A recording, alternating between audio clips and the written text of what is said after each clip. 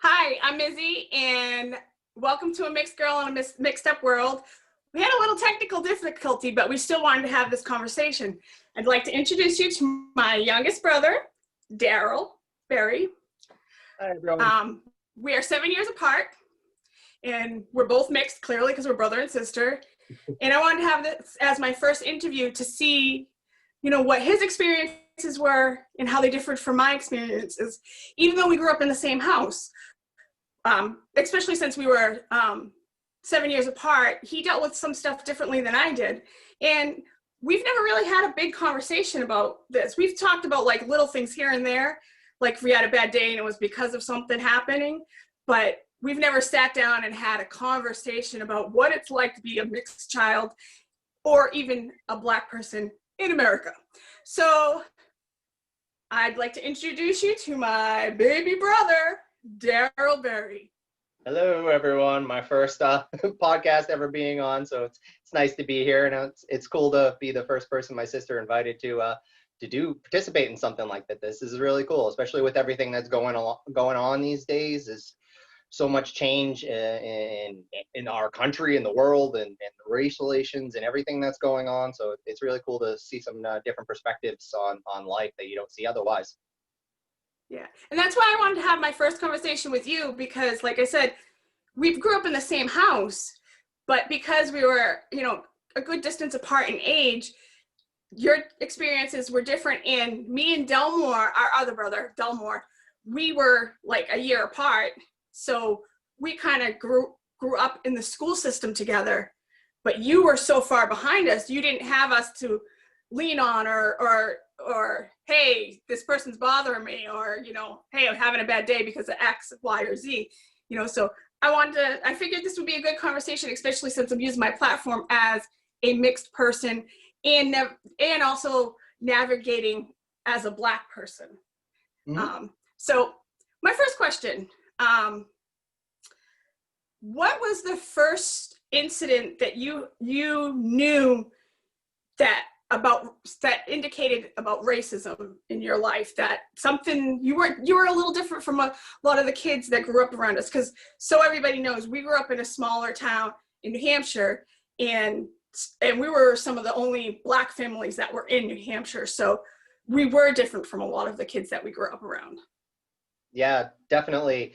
And just like you were saying, the difference in the time between when you and Delmore went to high school and even like when I got to that point, very much night and day. And I know that like the two of you, there were a lot of racial situations, that were a lot of tensions that were going on along in Pinkerton Academy when you were Yeah, there. especially my senior year. Exactly. And I didn't have a lot of that type of experiences. And my experiences have honestly been very limited in the amount of like that, like racial hatred and things like a lot of people of darker skin deal with. I haven't dealt with a lot of it. It's been very interesting, and part of that is the way I grew up being so much different even than the two of you. In that, so like so much when I was growing up, because both of our parents needed to work so much, I mean, I spent a lot of my childhood growing up all with a white family, because I had a nanny, Carol, who I basically was one of their family basically until I was 13. Pretty much lived at their house because someone needed to take care of me and no one else could do so because they both had to work. Shout out to the Scappas. Yeah, because I ended up babysitting for them too. So shout out to the Scappas. But part of that, it gave me a different perspective on things. So I feel like that I'm quote unquote closer to being a lot of the personality trends of more Caucasian types of people, that a lot of my personalities and the way I grew up, because I spent so much time with them, picked up a lot of the differences in trends of attitudes and outlook on things, and that is different from like the way the two of you were just solely growing up among our mixed family. So I think that it is definitely very different. And then a lot of the experiences I have, I don't know if it's because of growing up in that atmosphere more, or if it's just me, a lot of the like more overt racial interactions I either have not noticed or they just haven't been as prevalent with me as they seem to have been like with you. I know there's definitely been some times, but race has absolutely been a factor in some of the interactions I've had with people in a negative light. But most of them have been more subtle. Like I don't recall ever in my life anyone dropping an bomb about me, like coming from someone in hatred in my life. Lucky. My first day of first grade, walked off the bus, got about 10 feet, and this kid was like, and every day for the first year of first grade, every day I got off that bus, that was what I was greeted with. I was called the N-word. Mm-hmm. So those are very different situations. Yeah. I mean, I know that there were certainly, especially looking back on them now as I've grown and become more accustomed to things being presented in like social media and everything about everything that's going on about racial divides and interactions and things like that.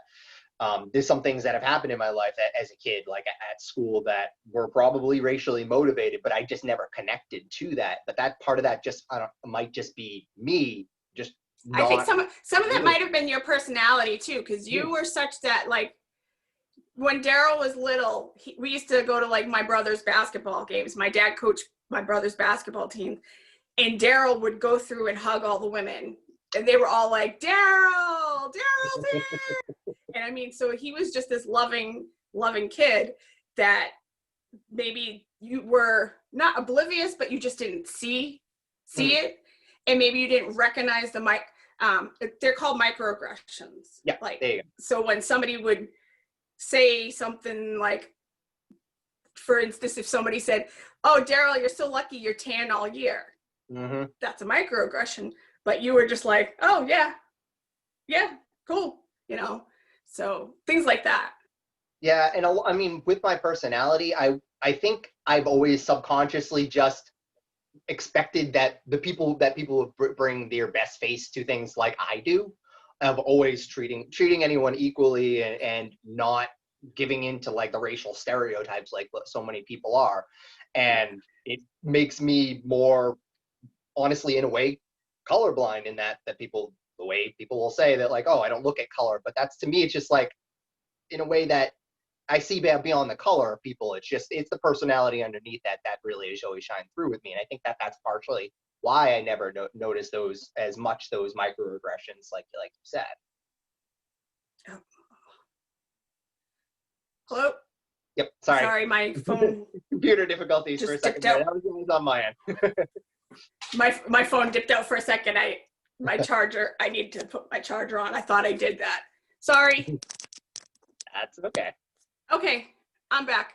Part of it too might be, like I said, I mean, our personalities are very, very different. And I think it's funny because you're more, I'm like, I read the room and I see everything. You're like, you see the room and you're like, who can I become friends with type, more friendly. Me, I read the room and I'm like, no. Yes, we can be friends. That's how our personalities are different. And Delmore might be kind of in between us, which is funny because he's the middle child. So it's almost like we kind of got those aspects of, our different personalities. So that might be why some of the stuff, bounce more off your back than I saw it. I see it all. Yeah. And then I know that there's like times, like there was one instance, like I'd had a problem on the bus as a kid where I was sitting on my seat, just minding my own business, and a kid grabbed me I don't know if it was my jacket or like by the throat, and like pulled me out of the seat and kind of dragged me behind him on the bus, and let me go. But like at that point, when he let me go, he like had sat down, so I never could see who it was. But I'm pretty sure, and like there was one of those things like that would happen like that, those antagonization by others and being singled out. One, because I was always the more, like you said, the more emotive type and emotional based individual, so it showed, and it made me an easy target. But also, again, because of my skin. Because I was definitely the only black person on the bus at that point. I think there was only like 3 of us in my grade that I think of in the entire school. Yeah. My next question would be, when I was young, me and Delmo were little. I don't even know if you were born yet. You might have been like a baby. I'm not quite sure. But I remember Dad read to us Dr. Martin Luther King's bio. And I can't remember if he read his real bio or if he read the children's one, because we did have a copy of the children's one. Mom just mailed it down to the boys, our nephews. But I remember that was how Dad broached the conversation of things that we were going to have to deal with growing up as Black children, especially living in New Hampshire. And I remember him reading it, and so this is why I think it might have been the real bio. They were calling him the N-word, and I said, Dad, why are they calling him that? And he explained what the word was. I think I knew what the word was, but he explained what the word was, and he explained to both of us that, especially because we were growing up in New Hampshire, but even in general, that society was going to look at us different from our white friends. And that he said to Delmore, he explained to Delmore, and then he explained to me, he said, you might have it twice as bad because you're Black and you're also a woman. So you'll get things as a woman, but you'll also get things because you're Black too. So I don't know how old I was. You could have been born, you could have been a baby. It could have been when I started school. I don't know. I don't remember. I just know I was little. Yeah, I don't remember. What did Dad say to you growing up to kind of prepare you for growing up in being Black? I don't remember Dad as much sitting down like with me, like he had conversations with you. I mean, he might have, and I have totally gone out of my brain, wrung out the memory sponge, and disappeared by now. But I don't remember having quite as much the same, like, I know I don't remember him like sitting down and reading like the bio, like you were saying, like he did for you and Delmore. But I do remember him telling stories about like issues that he's had over the years of like when he was in trade school, like becoming an electrician, and how he had to work a million times harder to get anywhere in there because he was a Black guy. And things like that. Which is very, especially when he started, it was very uncommon. It was like him and our cousin George. Yep. Yeah, and I mean, they were the only ones in the going into the unions in electrical trade, so they got so much hassle, like people like stealing or moving their tools, or like just like messing with them, or like ruining their work or things like that to give them that. Wait, let's clarify that. Trying to mess with them, because you don't mess with Delmore or George Christian. Let's just say that.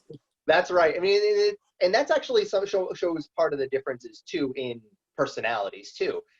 Since my father, growing up in a more urban community, because he grew up in Lynn, and in the projects of how different, like the need to, it's a survival matter growing up in that environment of needing to protect yourself, especially when things were even worse back then racially. And him giving a little bit more, I want to say harder exterior, but it's an armor to protect yourself, that you become a little bit more callous to be able to take it more. It becomes armor to you. And as opposed to like me, where I've been very lucky in that sense. I haven't had to deal with as much. I mean, good and bad that way, of that I haven't had that experience, since I don't necessarily because I haven't had as many experiences. If those circumstances come up, it's more of I don't know how to handle it, because I haven't had to deal with it as much too. I think I got more of the callousness, obviously. Delmore, like same again. Delmore's that in between. And you're a little more lighthearted than us, Yeah. For me, my first instance of noticing racism was definitely before you were born. I don't know how old I was, but we were shopping at Shaw's. It was me and mom. And, you know, just like any little kid, you run up and you, with sugary cereal or, you know, cupcakes or something, you're like, mommy, can I have this? And I just remember the little old ladies, because we used to go shopping during the day, the little old ladies being like, because they thought she was babysitting us. They didn't know that was my mom. So they weren't expecting the little black girl to be running up to the white woman saying, mommy. And it's so different now because there's so many mixed children now, whether it be black and white, you know, Hispanic and black, or black and Asian, or white and Asian. There's a lot more mixed people than there was back in the 70s. So it's different. So I just, the gasps that were like, and it's funny that as a little kid, I was little, that I recognized something's messed up here. That's not a right reaction. Yeah. And that's actually one of my oldest memories that I remember as a little kid, which is sad.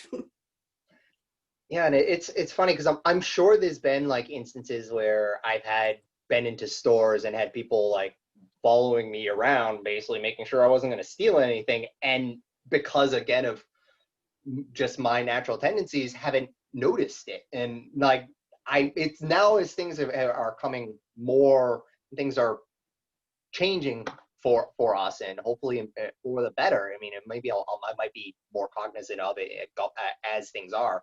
But I'm sure it's happened. It's just a lot of perception. I just not being aware of it, because person's a person. Oh, that person, if they're following me, oh, they're just trying to be nice and making sure I'm taken care of. No, that's not it. No, they're trying to make sure you don't take care of their store. Let me see what's the next question I wanted to ask you.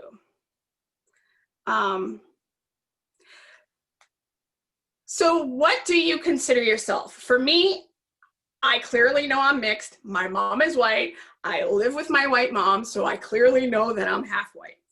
But I consider myself a black woman. I've always lived my life as a black woman. I live my life as a black woman that was raised in New Hampshire. I live my life as somebody who still lives in New Hampshire. But I've always considered myself a black woman. And that's how I was always treated. I was always treated as a child as a black woman. I was always, not a black woman then, but a black child. And in school, I was treated as a black child. So I was never afforded being able to be treated like a mixed child, except sometimes with the black community. The black community would let me know that I'm not, they would say, you're not black sometimes. Not everyone, I'm not trying to I'm not trying to categorize everybody in that little pot, but I've gotten pushback from the black community saying that, you know, you're not black, which, honey, my family, I'm tracing it right now, we got slaves in our family. So my great-great-grandmother was a slave. So yes, I'm only half black, but we're still, mixed people are still part of the black community, especially people who can't pass for being white. People don't walk up to me and say, you're half white. They walk up to me, they either say you're Hispanic, which no, or you're black. I don't get you're white. And I could never walk down the street and scream I'm white, because people, they'd lock me up. They'd think I was a lunatic. So I've always lived myself as a black woman. How do you look at yourself? See, I haven't actually never thought of it before. Like before you asked me that question and you started brought it up, I never actually took the time to identify the way I think of myself like that. But putting it into that context, I know that I don't necessarily identify as a black person. I identify as a mixed person, of like taking little bits of each of the cultures that we've been are part of from our various ethnic backgrounds, to making that part of myself. I'm kind of treat myself as like what they always taught when in school, that the United States was supposed to be the great melting pot. Yeah, the melting pot. I'm a representative of that, and that's the way I kind of feel about myself. I know I am black, but I know I'm white. So I'm kind of right in the middle. Oh, So it's interesting the way you pose the question. I am that way, but I think because society has always made me be a black person, the way I've been treated, you know, I've never been afforded that you're mixed. I've either gotten you're Hispanic or you're black. Those are the things I've gotten, you know. So, well, for me, I clearly know that I'm mixed. I know that I am. Yeah, and for me, I think a part of that goes hand in hand with my being colorblind, of the not really focusing on race in that, of I don't really take it into perspective as much until it's brought to my attention, just because it's just going with the flow, just a part of my nature, I think. Now, question, because your wife is white. Yep. Do you guys see, you don't notice things, but have you guys ever had any incidences where people have given you any problems or anything?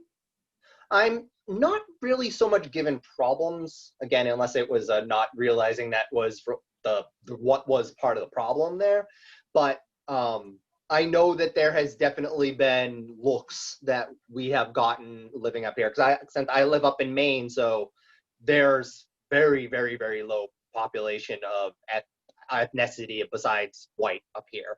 I mean, there's some of it in some of the towns it's growing, but it's still not much black people up here. So it's primarily white up here. And So also there can be a lot of it, there's a lot of the cultures up in Maine tend to be a lot of the archetypes that you see in personalities that you see in the South too. So it's a lot of that similar ingrown, not racism, but a lot of it being up here, it's lack of exposure being a lot the big driving factor of a lot of that over racism things. Does Amy notice it and never say it to you? She might. I've never actually asked her if she has, or if she's gotten comments. She's never told me that she has, at least that I recall.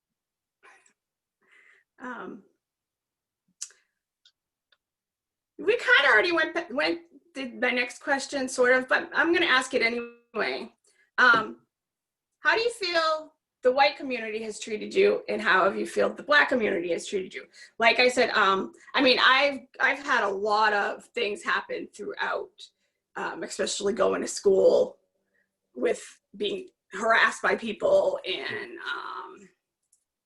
you know, where all culminated into what happened at Pinkerton, where, you know, Delmore's locker was set on fire. And I know for a fact it was meant to be my locker, because I was just at the lockers, and I think they thought his locker was my locker. Yeah. So, I mean, you know, I've had, you know, I get followed around at the dollar store. I could go in there dressed up to the nines, which I have, because I was going to a party and I was just picking up a gift bag, and I can get followed around by the store manager. It's always the store manager when I'm just in a pair of jeans and a t-shirt. It doesn't matter how I go in, she still follows me. And the only reason why I still keep going in there is because they got cheap stuff. Okay, so actually say the question again, or what the actual question was, Sam. How has the white community treated you, and how has the black community? Have you gotten any pushback from either? And part of it's, again, like the because I think partially because of the upbringing and how few of black people there were in our community, especially at my age. Pretty much all of my friends have been white. So I've been treated effectively like one of them, if you want to think of it that way, but kind of like their token black guy. But they don't really, again, they don't see me as a black guy. He's just one of us, I think, is a lot of it. It's not even, and just like you said, overt, not even conscious microaggressions, like you said. When I've been among black communities, among black people, I think they seem more like try to treat me like one of them, but see I'm a little different because I don't my music styles are different, all the way Yeah, I talk is I different. remember like when you were growing up that like especially our cousins used to tease you and be like, Daryl, why you listen to all that white music? Because Yeah. Daryl like liked hard rock. And they'd be like, come on, Daryl, listen to some hip hop and stuff like that. Yeah, so they've always kind of like looked at me a little like he's a little odd, but it's all a lot of that's just the upbringing. We just didn't have that exposure as kids, or at least especially for me, like growing up to those cultures. So a lot of the growing up, a lot of the type of association was just the little bit that we got from dad and whatever was on the media, and the few times I got to see our extended family, which was not that often. You're frozen. Yeah, because our grandparents on dad's side had already passed away. I never got to meet them, so they had passed away before we were born. Our great grandmother passed away like almost. You were coming in and she was passing away about the same time, same year. You met Aunt Lorraine, who was amazing. George, but especially once you came around, we stopped going down to Massachusetts really for the holidays and stuff like that. We spent most of the time up here. And our family, so everybody knows, so I can explain about our family, we were just a normal family. We weren't like, it wasn't like, that's my black dad and that's my white mom. That was just, that's my mom and that's my dad. We didn't, you know, of course we were aware that our mom was white, but it was never an issue. Of course, we were aware our dad was black, but it was never an issue. And neither of them made it an issue. My father would explain to us, you know, like I said, we said at the beginning of this, he explained, especially to me and my other brother, you know, because we were growing up in New Hampshire and there weren't a lot of black people around, that we would be treated differently because we were going to be one of the only few black people in town. But in our house, we were all just family. It wasn't white or black. We were just a family. We were just a normal family. Absolutely. And that's right. I mean, I do actually remember a little bit, remembering dad talking about difficulties that like him and mom would have sometimes, of people giving them crap for being a mixed couple and things like that, especially in New Hampshire at that time, because like you said, it wasn't very diverse. It wasn't happening as much, and things have changed a lot in the last 39 years since I was born. Yeah, it's changed a lot, but it hasn't gone far enough. But it's hopefully things are changing, and that's one reason why I want to do this platform to help change things, because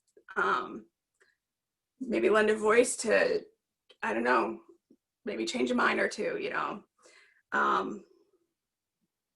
think a lot of people's minds would change if they got exposure to different cultures more than they do, as opposed to like that one person in town that's black, if you're living somewhere in the middle of the Midwest in some small town type of thing. And they just don't get that exposure to the different cultures and seeing people from the differences and what good that they can bring to communities by bringing these different perspectives and different faiths and positions on beliefs. It makes us better and a more whole people that way, as opposed to. I fully agree with that. And as opposed to. And we also, because people aren't exposed to each other, when people are exposed and they come in with, you know, love and light and an open mind, you realize, yeah, we have, you know, my family does this for Christmas, or my family does this for, you know, Hanukkah, or my family does this, my family goes to church, my family doesn't, type deal thing. But you realize, oh, well, my family celebrates this way, your family does it that way. Or you have a conversation with somebody who's not like you, and you realize, you know what, we are more alike than we're not. And it allows a person to grow. I mean, if you don't like expand your horizons and bring new things into your life, you don't learn. You just keep the same belief structures, and you just stagnate as a person, and you don't bloom as into your true self. Yeah, I mean, that's what you're never supposed to stop learning. You can learn at 95. You can learn on your deathbed. that's what humans are supposed to do. That's why we're supposed to be the most evolved animals on the planet, because we always can grow and change, because that's what we're supposed to do. We're supposed to evolve. So And I think that and one of the reasons like that racism hasn't like been in our hearts too is we weren't raised to hate. You just, a person's a person. You, if they're gonna treat you, they treat you with the respect, you treat them with the respect. Don't bring badness and bad vibes into your life for any reason, really. And that's one thing I do have to say about our family. That's one thing I loved about growing up in our household. You know, yes, Dad taught us the ways of the world, but we were never raised to hate somebody of another race. I was never raised to hate, you know, Asians or Dominicans or Puerto Ricans or, you know, Japanese, anybody. I was never raised a black person, a white person. We weren't raised like that. We were raised to treat people with respect, and hopefully they'll treat you with respect back. And also, we were taught, so when we encountered other people who weren't exposed to black people, they would be like, oh, that's how, I didn't realize black people were like that. We were taught to put our best face forward and not judge other people, but also be on our best behavior and put our best face forward, so people would see good people and they would see a good person, not see our skin color. Absolutely. And they don't see, I mean, give no person, somebody that you've never met, a reason just to hate you just for being there, by being a jerk, by causing a like havoc and destruction around you, and being a good person, really. And that actually kind of brings me to the next thing I was going to mention. For me, when I used to go to friends' houses, I kind of chuckled when I got a little older, but whenever I would show up at a friend's house, because as a kid, kids don't care. Kids don't, unless the child is being raised as a racist bigot, they don't care what your skin color is. You know, like you, most of my friends were white. I had more black friends, I think, than you, because there were Shmika and Kendra were in my grade, and there were a couple other black people who were in my grade. So I grew up with both some close really close white friends and some really close black friends. But when I would show up to my friends' houses, you know, the parent would open the door and they'd be like, whoa, because they weren't expecting a little black girl. They were just expecting a kid, you know? So did you ever get funny reactions? And also, actually, to add on to that, when I'd always get the whoa look, like, oh, not me. They just weren't, like, the shock, like, oh, they weren't expecting it. But whenever I left someone's house, they always said, your daughter is welcome at my house anytime. And I mean, I used to live at friends' houses. I used to live at my friend Laura's house when I was in first grade. I used to live at Kim McKay's house. Mm-hmm. I used to live at Tara Lundgren's house. And there was a couple others. You know, I was always at friends' houses because I was always welcome. So yeah. When you showed up at friends' houses for the first time, did you ever get that, oh, look? I might have, and again, I might have and just didn't realize it. And it probably did happen. I mean most, again, like I had one black friend in our circle of friends, Gerard Brown. He lived not too far from us, who was in my grade. It was like the only like black friend I had, and that was really only in like elementary. And you had Tim Taylor too. Oh yeah, that's right, Tim Taylor. The Taylors. I forgot about the Taylors. But I didn't actually like get closer friends to Tim until like later in high school. Yeah. I totally had forgotten about the interactions with the family earlier when I was younger. So I didn't until we happened to run into each other again in high school, like because we were in separate grades. We weren't close until later. But I think I got, because of the way we were raised and everything and how our personalities were, I did get the same thing of like, Daryl's always welcome. But and it's always I was always, like you said earlier, that one that would always go hug all my mom's friends at at the parties and things like that. Be like warm up to parents and everything, just because I was that social, friendly, loving face. So I always did get that. You're always welcome back at my house for many of those people. But I lived at my friend's house just like you did. Yeah. And also that the freedom that came along with that, our parents trusted us to go, not roam the streets, but they, you know, they knew that we had good heads on our shoulders, and we knew what was up. So we knew how to behave. So they let us go do, you know, that freedom of being able to stay at a parent, you know, our friends' houses and stuff like that. Yeah, absolutely. We definitely had a good family situation there, and that we were trusted to be good people, and that we knew what we were going to do, and knew right from wrong, and to treat people right. Yeah. Trying to think if there's anything else I wanted to ask you. Well, one of the last few things that we'll discuss, it's just kind of fun. Now, Daryl, we had mentioned before, Daryl loves rock music. He's been going to rock concerts.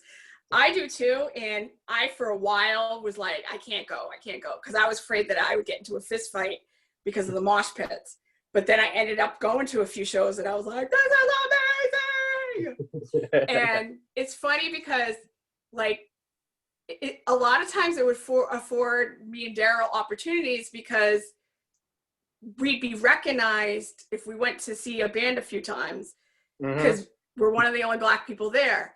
And I know, like, for me, like, there was a couple times that I went, and after I went to, you know, I saw a band that I liked, and then they were going to be at another show, so I went to that show, and they were like, oh yeah, I know who that is, the Black girl who goes to all these shows. And I was like, so I stood out. I didn't even know if they knew who I was, like this band, but they knew who I was. And I know you had an incident with Seven Dust where I was so mad, it was so cold, and I left. Not when you found the pass, not that one, but when I left and you got to go drinking with the band.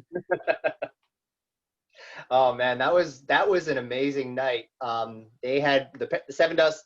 If you don't know them, they're a hard rock metal band, popular back in the '90s, fronted by a Black man, LaJohn Witherspoon. Amazing guy, very good singer too. Amazing singer. Yeah, they came to New England so much in the early 2000s. I think I saw them like 15 times in the span of like 3 years in just our area in like New Hampshire and Massachusetts. But they played at it was a Paradise. I don't know if it was actually it was the Avalon.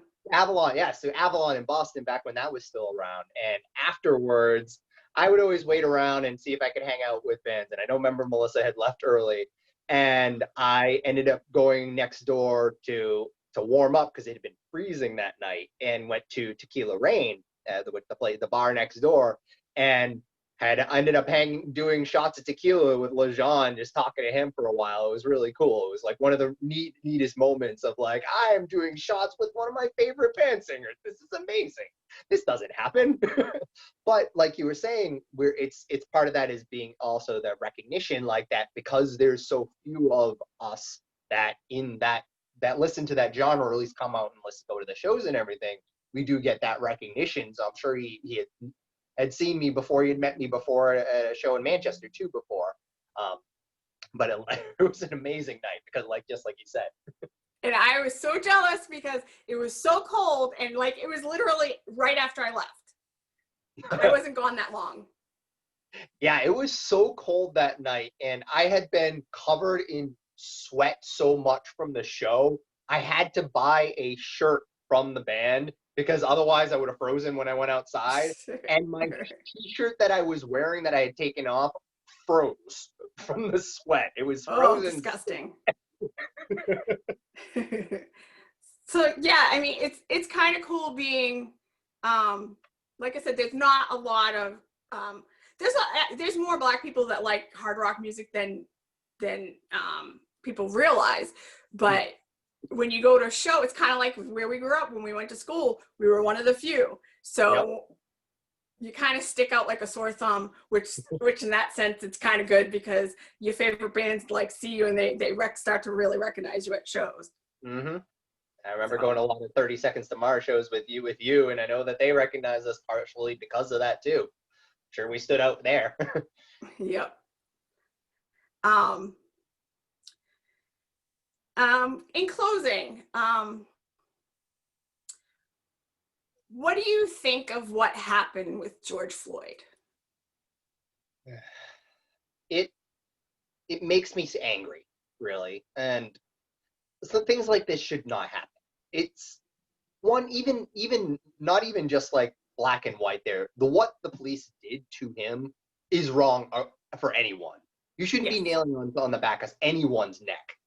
For that long period of time, especially. Yeah. He was cuffed. Yeah, cuffed, and he's not going anywhere. He's not struggling. He's saying he can't breathe. That is a travesty against humanity, really. And let me interject for a second.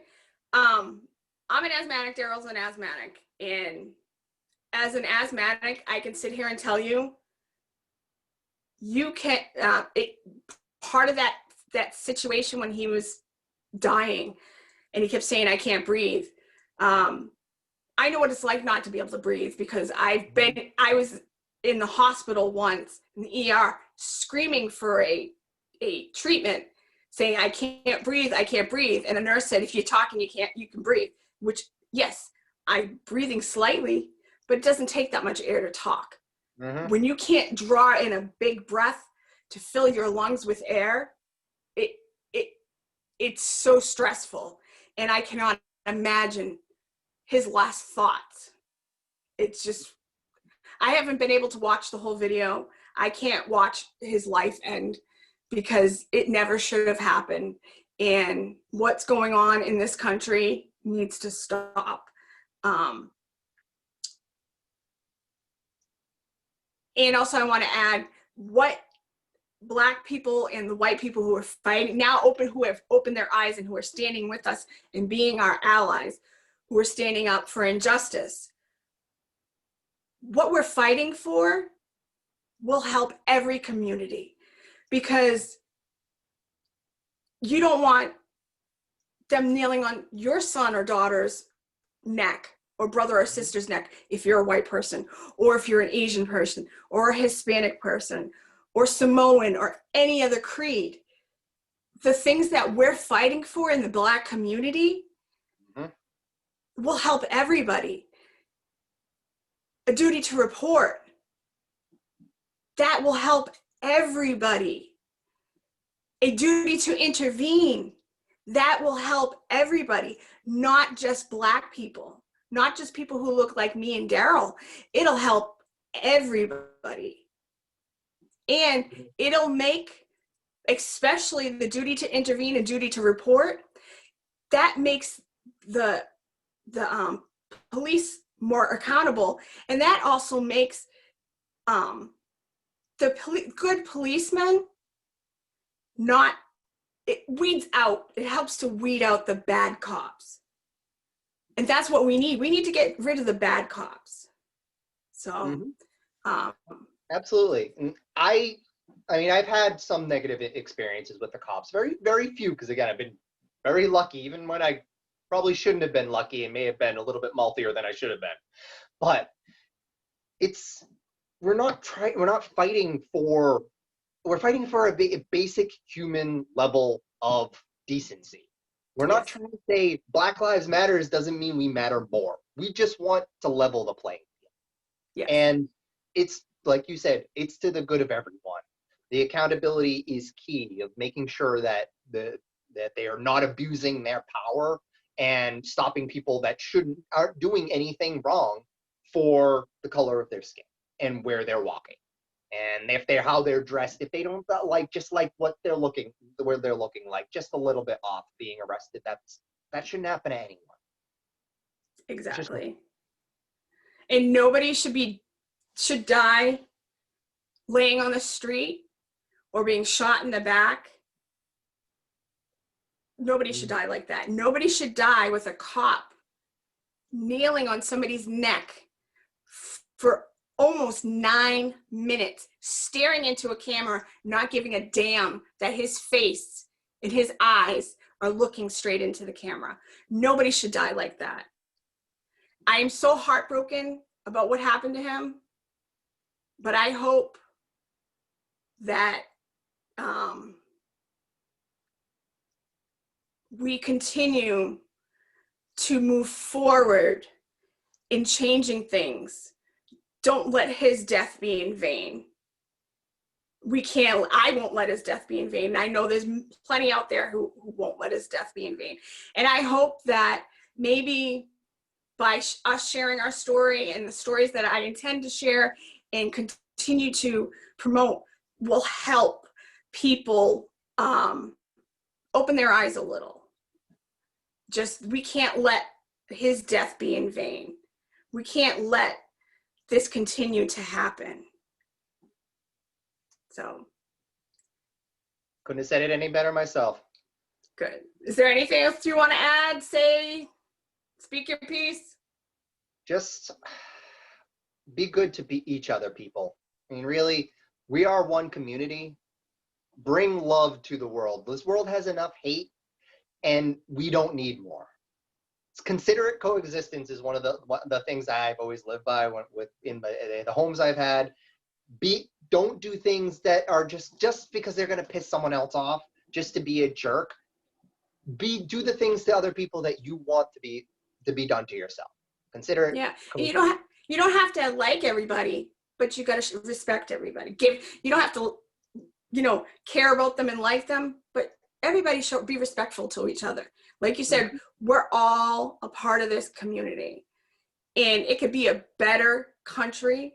And I want to say this: don't think that Black people don't love this country, because this is our country too. We do love this country. We just don't love the way we're treated and what's going on in this country. We deeply love this country. We go to war for this country. Plenty of Black men have died on the battlefield for this country. Plenty of Black men have died for the right for us to vote. Plenty of Black people have died building this country. So we are deeply ingrained in this country, and we just want to be treated with respect, So, anything else you want to add? No, just thank you for giving me the opportunity to be here, and I'm very happy to be part of this in your inaugural interview for this. Yes, thank you. Thank you for having a good conversation, and we'll have to have another conversation like this, because we haven't seen each other's face since March. So yeah, times are crazy. But thank you for doing this, and thank you for being a mixed boy in a mixed world, in Mizzy's mixed world. This is Mizzy, and we're leaving, and thank you for joining a mixed girl in a mixed up world. Thanks, guys. Have a good night. Bye. Bye.